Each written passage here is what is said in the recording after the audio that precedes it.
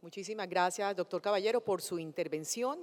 Continuamos la jornada con la presentación del doctor Iván González, consultor y ex viceministro de Salud, quien hablará sobre el liderazgo del sector privado en el Sistema General de Seguridad Social en Salud. Bienvenido, doctor González, adelante.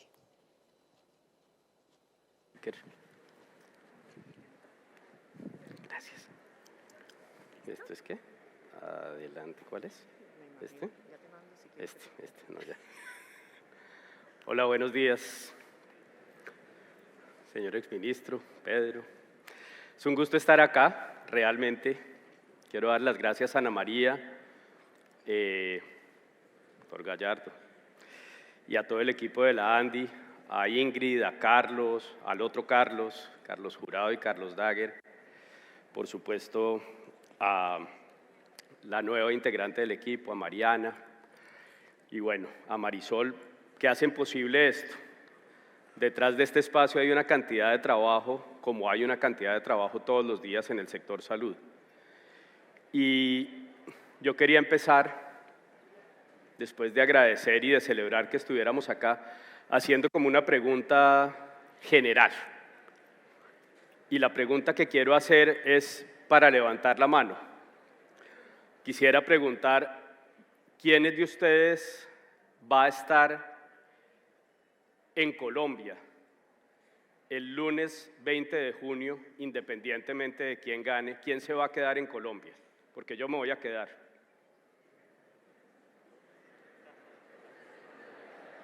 Ok, entonces arranquemos de ahí. Si vamos a quedarnos en Colombia, ¿por qué no nos acordamos de Gabriel García Márquez? Doctor Giraldo, qué gusto verlo acá. Gabriel García Márquez decía en este cuento que se llama Algo muy grave va a suceder en este pueblo, y de pronto muchos lo han oído, pero yo quiero recordarlo porque es de poquitos que vamos armando narrativas que hacen complicadas las cosas. Una mamá se levanta y le dice a los hijos, pilas, que algo muy grave va a pasar en el pueblo. Y ellos se ríen y salen a hacer sus cosas y el hijo se va a jugar billar. Y va a hacer una carambola muy boba. Y un amigo le dice, le apuesto un peso a que no la hace. Y él le dice, claro que la voy a hacer. Y no la hace. Y le paga el peso y le dice, oiga, ¿qué le pasó si estaba facilísima? Y dice, no, es que me quedé en la cabeza con que algo muy grave iba a pasar en el pueblo que dijo mi mamá. Y entonces como que me quedé afanado con eso.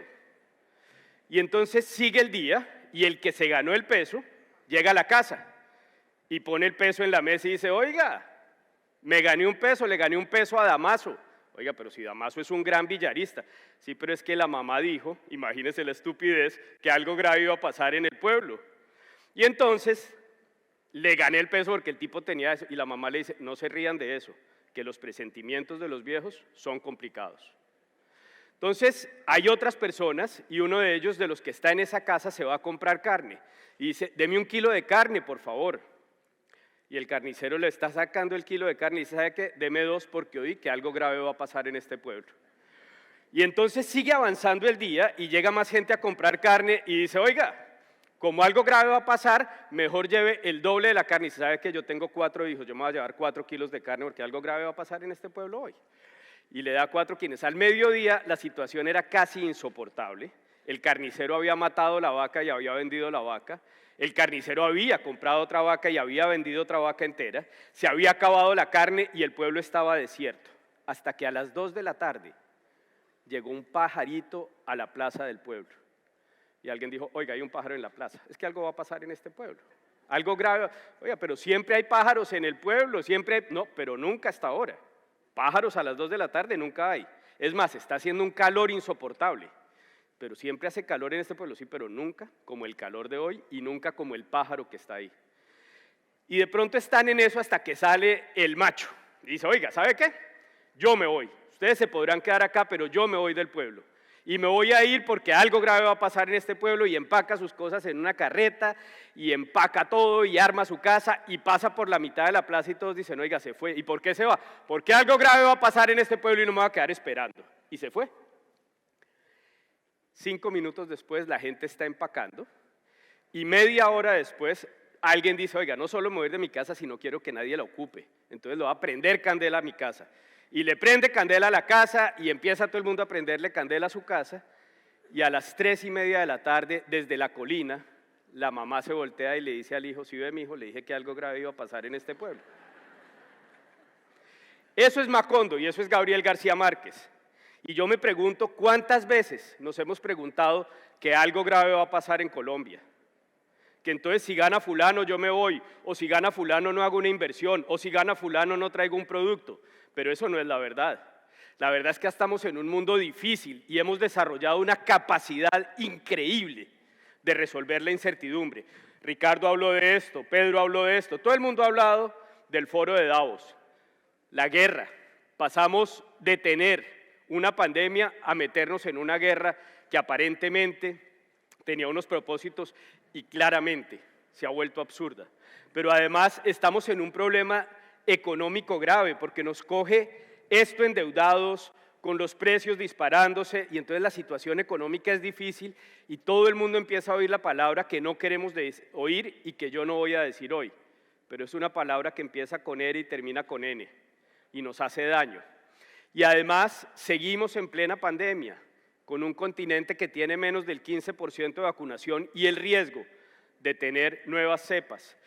Y tal vez lo más grave, y lo hemos hablado con Ana María varias veces, el hambre que mata más gente de lo que ha matado el COVID, el hambre que nos va a tocar a todos, el hambre que ya se vive en Bogotá, en Cali, acá en Cartagena, en Barranquilla, en Medellín, el hambre que no es de África, ni de Chocó, ni de Bichada, ni de Guajira, es el hambre de verdad de la gente que dejó de comer 3 veces y está comiendo 2 o 1.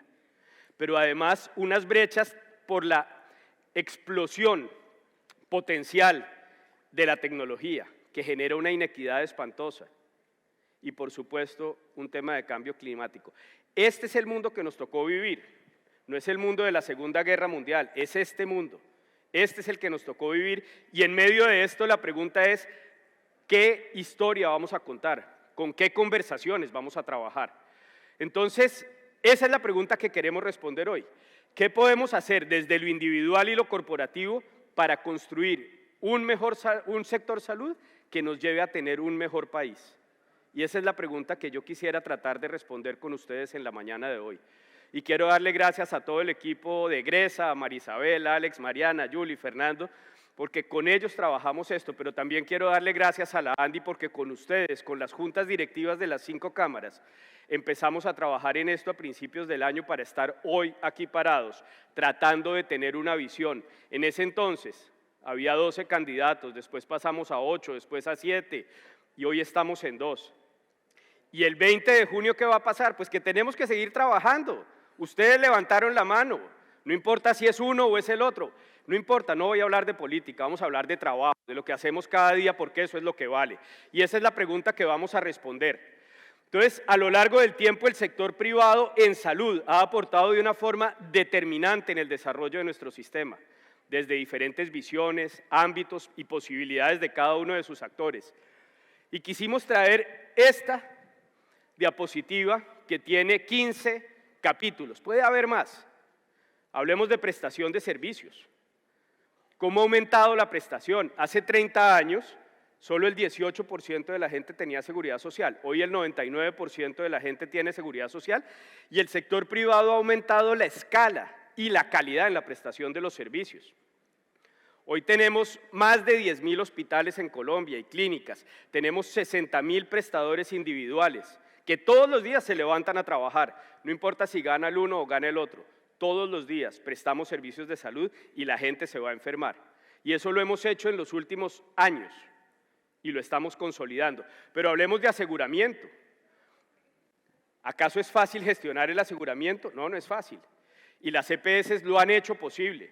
Hoy tenemos una nueva EPS de 9 millones de afiliados. Por acá está, creo que José Fernando, o ayer lo vi. Y eso era antes el Seguro Social y salía todas las semanas un escándalo.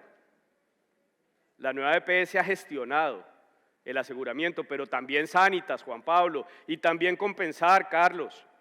Y todas las EPS que están acá, Juan Gonzalo, todas han gestionado aseguramiento. ¿Son perfectas? No. ¿Alguien es perfecto? No. pero se levantan a tratar de mejorar procesos. ¿Tienen cosas por mejorar? Claro que sí, pero eso no quiere decir que no hayan hecho posible el aseguramiento en los últimos 30 años.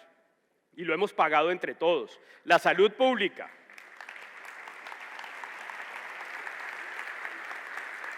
Mejorar los indicadores de salud pública. Es que hace 30 años se moría un niño por cada, no sé, se morían 20 niños por cada 1000 nacidos vivos. Hoy estamos por debajo de 10, en promedio. Pero además hemos sido capaces de contener el dengue y hemos tratado de trabajar contra la malaria y hemos hecho una cantidad de cosas y logramos un premio mundial de sarampión hace 2 años. Y tenemos unas coberturas de vacunación que, aunque hoy están bajitas, han venido mejorando. Y todo eso ha sido gracias al aporte de lo público y de lo privado. Por supuesto, el financiamiento. Son los empresarios los que han pagado la seguridad social. Es la ANDI y sus afiliados los que son dueños de la seguridad social. Es ahí. Y además hemos generado aportes para crear soluciones sostenibles. Es decir, entre todos hemos pagado un sistema que ha desarrollado capacidad hospitalaria y ha desarrollado gestión del aseguramiento. Hace 2 semanas fue la Asamblea de la Organización Mundial de la Salud y el tema principal era cómo lograr cobertura universal. Y Colombia ya la tiene. Colombia ya tiene cobertura universal, es uno de los pocos países del mundo que ya tiene cobertura universal. Y la tiene con la suma de prestadores, de aseguradores y de aportes de todos nosotros somos los dueños del sistema. Aportamos cada mes como individuos y desde nuestras organizaciones para que esto sea verdad y lo hemos hecho durante muchos años y no podemos permitir que se diluya. El talento humano, ¿qué podemos decir? ¿Qué podemos decir? Si es que uno se encuentra con la gente acá y la gente tiene sueños porque tiene trabajo. Y el trabajo lo crean las empresas, y las empresas hacen parte de un sector dinámico.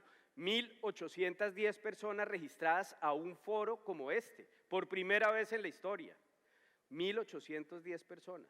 Es un número impresionante.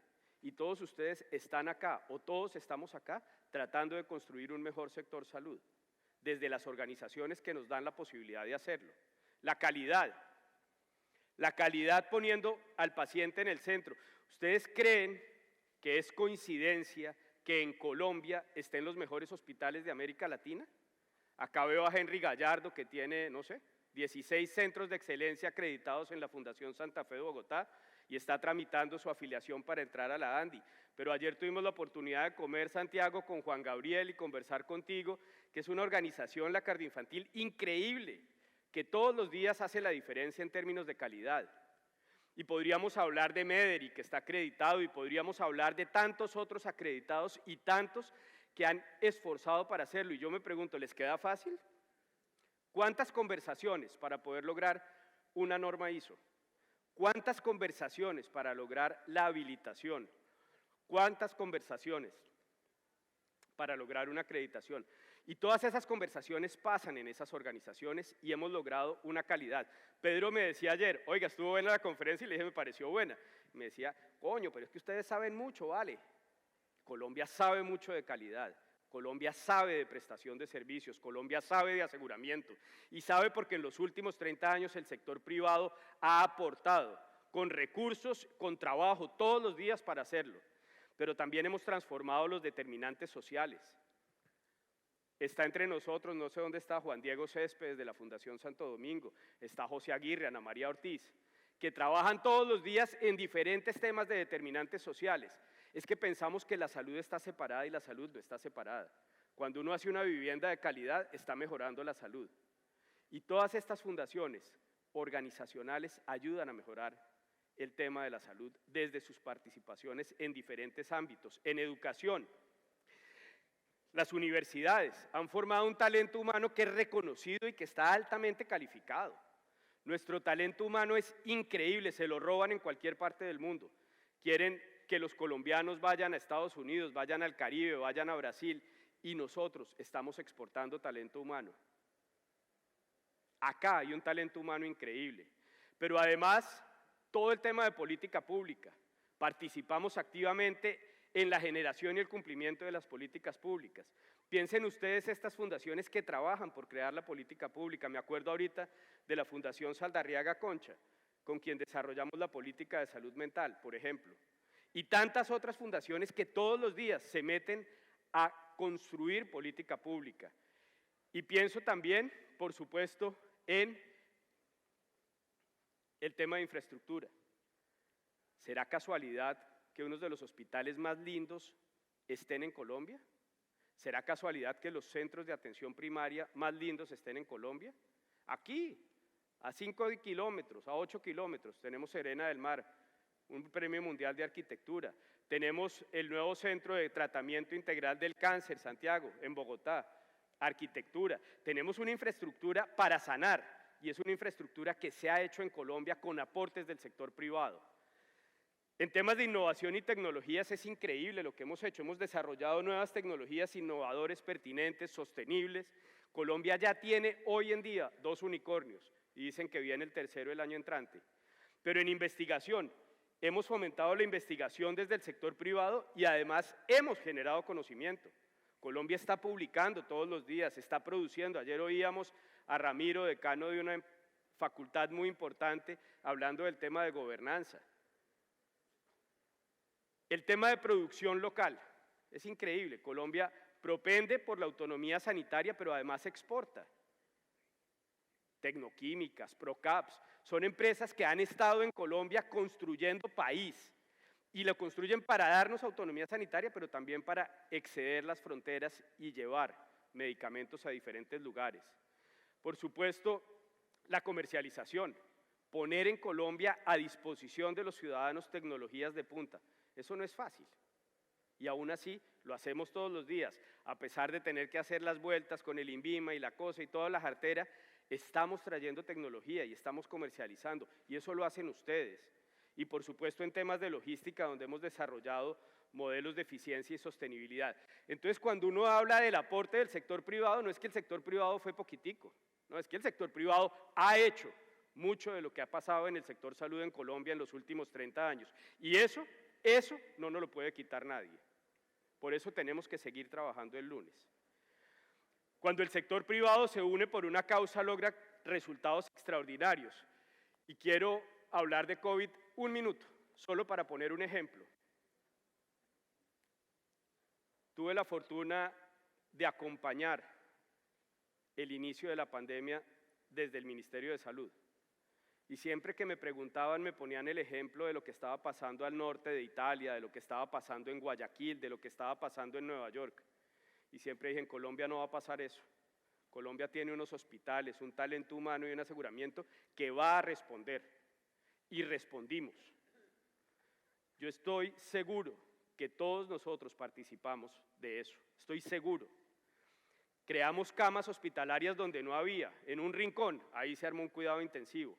40 pacientes de cuidado intensivo hospitalizados en urgencias, médicos duplicándose, enfermeras duplicándose, tecnólogos de rayos X exponiéndose. Todo el talento humano en Colombia volcado a atender 50 millones de personas. Y después logramos, con iniciativa de la ANDI, involucrar al sector privado en la vacunación y se vacunaron 1,5 millones de personas desde el sector privado. De los 35 millones de vacunados, hay 1,5 millones de personas que se vacunó desde acá. Y no fue fácil, fue dificilísimo, pero se logró. ¿Y se logró con qué? Con liderazgo. Y logramos mostrar un sistema resiliente, porque mientras estábamos atendiendo el COVID, también atendimos el infarto, y también atendimos el cáncer, y también atendimos una serie de cosas. No quiere decir que no tengamos que romper la visión de túnel. Claro, ya no tenemos que preocuparnos solo del COVID. El COVID hoy es una infección respiratoria aguda, antes había 15, ahora hay 16, listo. Tenemos que seguir vacunando a las personas con riesgo, pero tenemos que empezar a hacer más citologías, más mamografías, endoscopias, colonoscopias y romper la visión de túnel. No nos podemos quedar en eso, somos capaces. Y por supuesto, pues lo que ha sido la hazaña de desarrollar vacunas y ponerlas al servicio de la gente, más de 5.000 millones de personas vacunadas hoy contra el COVID. De modo que cuando el sector privado se une, logra cosas impresionantes como lo logró Colombia. Y no quiero hablar solo del sector privado en salud, porque somos uno solo. Quiero hablar de la industria de alimentos, quiero hablar de los colegios, quiero hablar de los hoteles, de toda la gente que cambió sus protocolos de operación para poder brindar los servicios que brindaban. Eso fue lo que logró. Este país no se paralizó gracias a eso, gracias a la iniciativa del sector privado. Entonces, hemos hecho una cantidad de cosas y yo lo quiero resaltar, pero ¿dónde hemos focalizado las conversaciones? Y quiero empezar a cerrar allí. La hemos focalizado en lo mismo de siempre. Si ustedes miran la foto de la derecha, ven un bombero, está escondido, pero nos pasamos apagando incendios.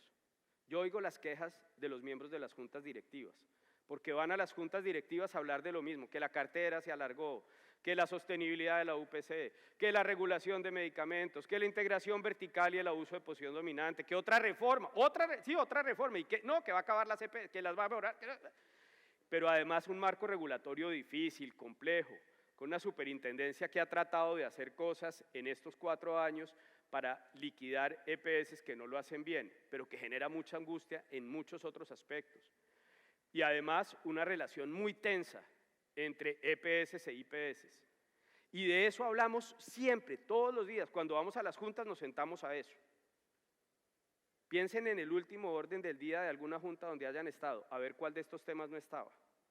Entonces la pregunta es, si hemos llegado hasta acá con estas conversaciones, ¿qué deberíamos meter en nuestras conversaciones? ¿Cuáles conversaciones deberíamos introducir para seguir construyendo el sector salud?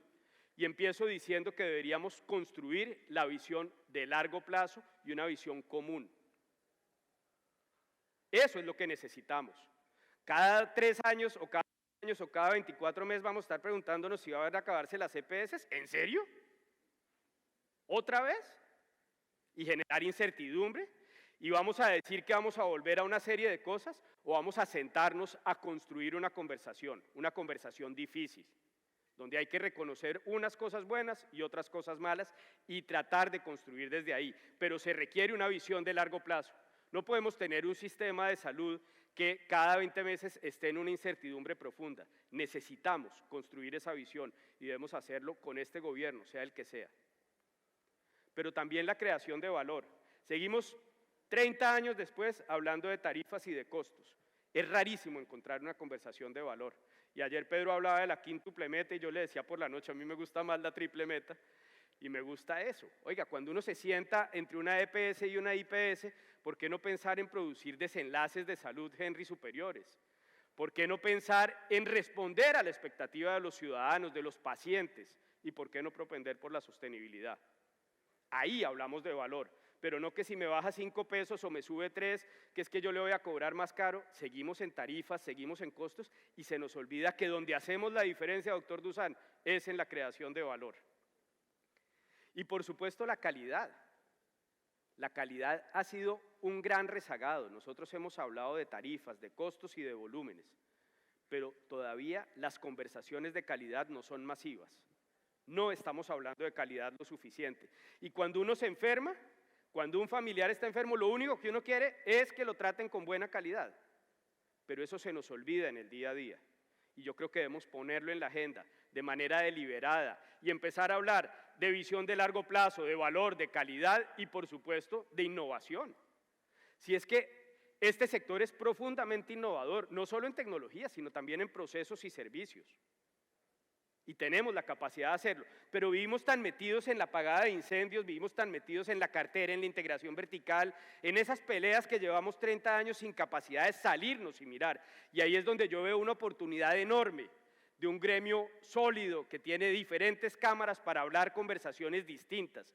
Y voy a decir algo, el sector se pasa el día entero hablando de eso, de la cartera, de la sostenibilidad de la UPC, viceministra, buenos días. Del flujo de recursos, de la regulación de precios. Todo el día nos pasamos en eso. ¿Y a la gente qué le duele? Que las citas no se las dan, que las cirugías se aplazan, que el medicamento llegó incompleto. Y entonces cuando tenemos una agenda sectorial por este lado, que deja de lejos la agenda de los ciudadanos a este lado, generamos una brecha donde entra cualquiera y dice, uy, voy a acabar las EPS, o voy a volver a un sistema público, voy a dejar a los privados en esto, porque se nos está olvidando que el propósito fundamental del sistema de salud es poner a las personas en el centro de la atención. Y esa es la conversación que tenemos que hacer. Entonces, es importantísimo seguir hablando de cartera y de flujo de recursos y de integración vertical, pero si no metemos la visión de largo plazo, la creación de valor, la calidad en el sistema y las soluciones innovadoras con el paciente en el centro, no vamos a responder a las expectativas y no vamos a poder cumplir la meta. Unas ideas de liderazgo organizacional para ir cerrando. Importantísimo en medio de este marco de incertidumbre revisar el plan estratégico y alinearlo con la orientación al logro. Importantísimo empezar a pensar cómo creamos valor. Yo creo que está desgastada la conversación de las tarifas. ¿Cómo fomentamos cultura, comunicación y gestionamos el cambio? Si es que hoy lo único que pasa en las organizaciones es que cambia. Pero además, cómo desarrollamos una cultura positiva del bienestar corporativo y cómo somos optimistas con los sueños y la esperanza de un mejor futuro.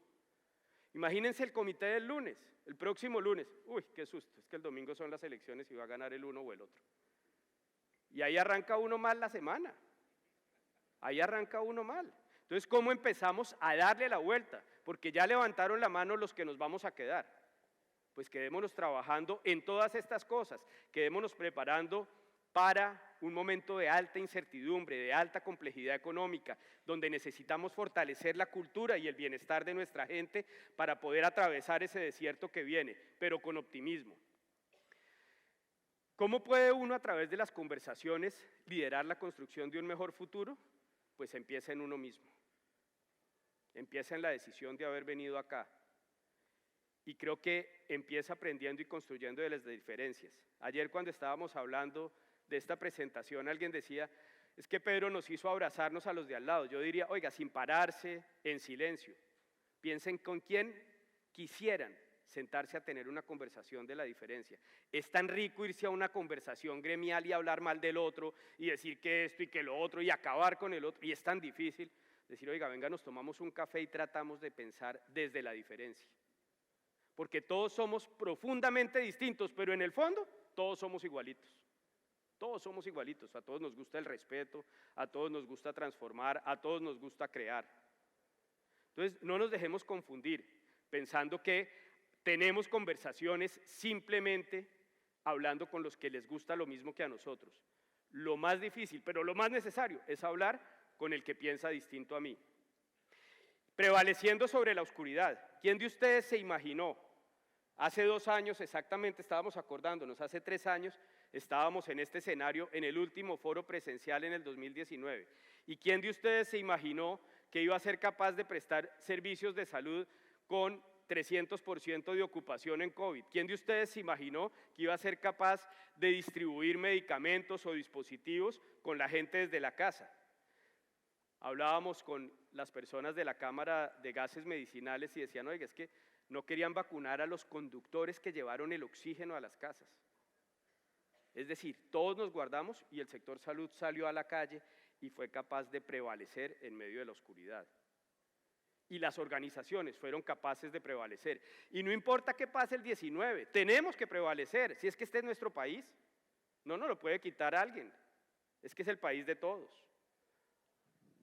Trabajando en equipo para alcanzar grandes expectativas.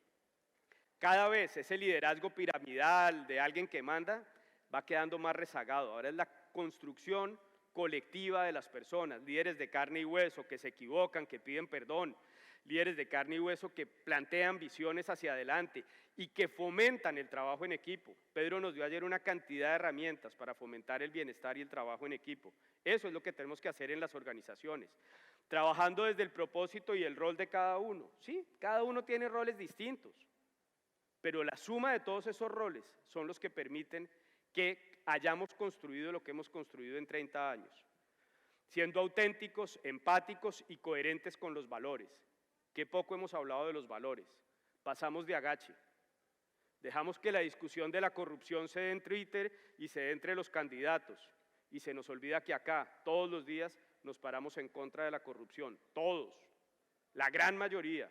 Se para en contra de la corrupción. Ese no es un debate que está lejos, la corrupción es un debate de nosotros y trabajar con valores es nuestra definición.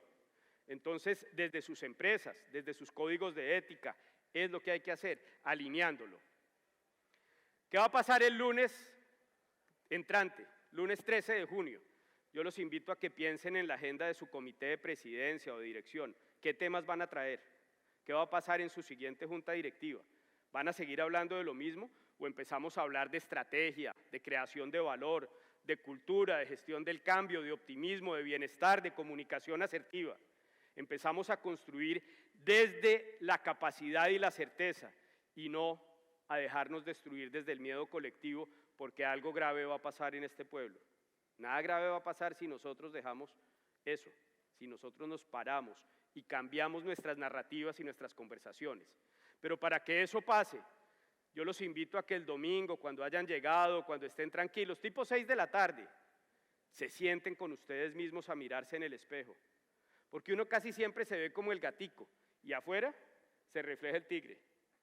¿Sí? Entonces, ¿cuál es mi propósito? ¿Por qué estoy acá? ¿Cuál es mi rol? ¿Cómo genero impacto? ¿Cuáles son los valores que quiero defender? ¿Cómo va a parar mañana delante de mi comité o en mi equipo o con mi jefe? Con mis valores y mi autenticidad a construir, a proponer que quiero construir un mejor sector salud. ¿Cómo ser coherente?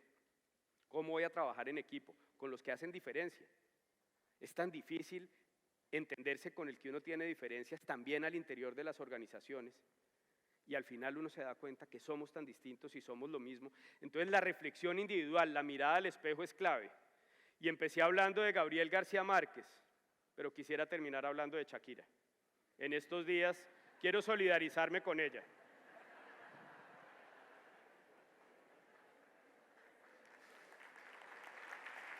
Este aplauso es para Shakira.